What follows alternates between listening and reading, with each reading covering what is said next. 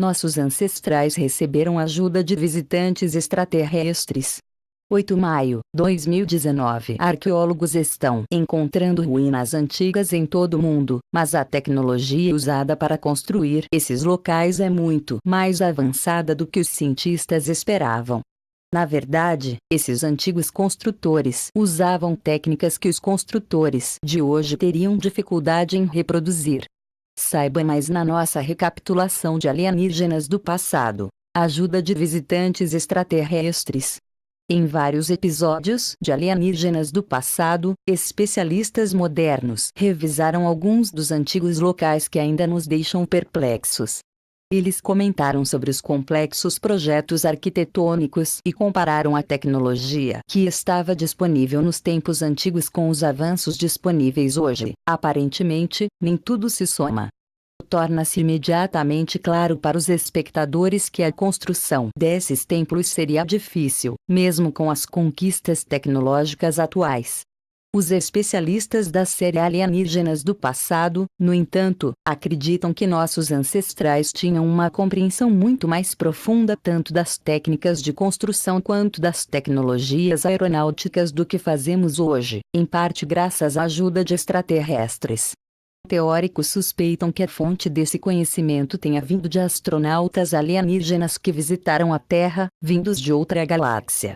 Não podemos deixar de nos perguntar se realmente houve envolvimento extraterrestre no aumento do conhecimento tecnológico de nossos ancestrais.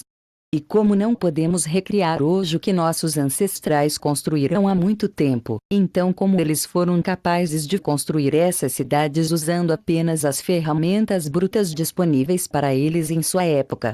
Lugares como Monte Auburn, uma cidade antiga em Oaxaca, México, já foi o centro da cultura zapoteca do século IC ao século VIII DC. O que torna esta cidade tão fascinante é a arquitetura das ruínas deixadas para trás.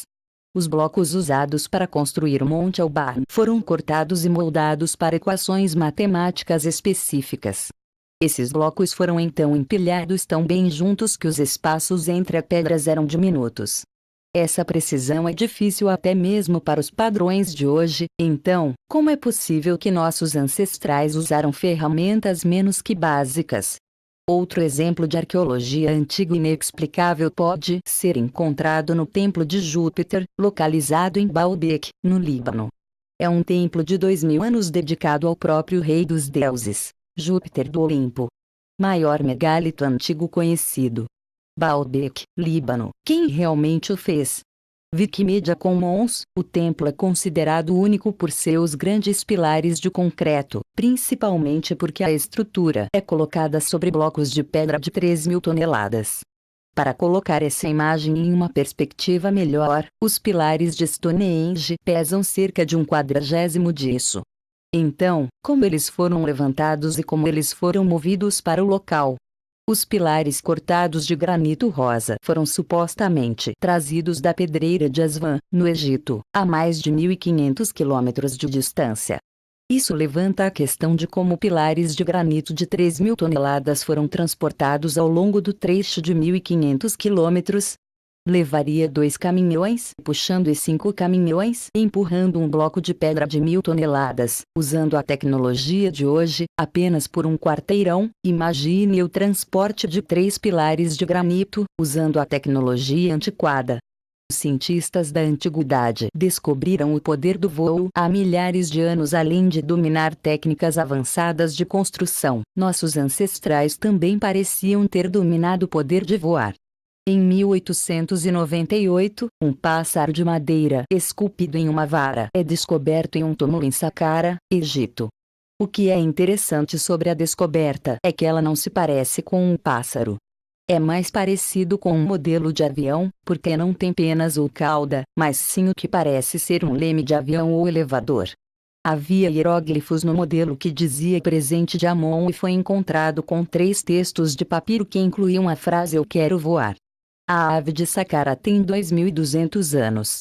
No entanto, o Egito não tinha essa tecnologia na época ou teriam. Se eles tinham, de onde veio o pássaro? E qual foi a referência usada para esculpi-lo? voando do Egito através do Oceano Atlântico a mais de 11.000 quilômetros de distância até Tolima, Colômbia. Dezenas de figuras de ouro de 5 centímetros, chamadas de aviões Quimbaia, Tolima, foram descobertas em um túmulo. O que é surpreendente é que as figuras não apenas pareciam caças modernos, mas também eram aerodinamicamente corretas. 2 engenheiros aeronáuticos alemães, Peter Belting e Konrad Lubers, construíram versões maiores em escala das figuras em 1994. Eles não mudaram nenhuma das características físicas das figuras quando construíram as versões maiores das figuras. Eles só queriam mostrar que as figuras eram aerodinamicamente corretas. O que foi comprovado quando eles conseguiram fazer os aviões modelo voarem. Onde é que os moradores de Tolima adquiriram o conhecimento das máquinas voadoras e como souberam construí-las? Essas culturas desenvolveram esse conhecimento de forma independente e, de alguma forma, perdemos um capítulo em nossa história de desenvolvimento. Ou nossos ancestrais receberam ajuda de astronautas da antiguidade.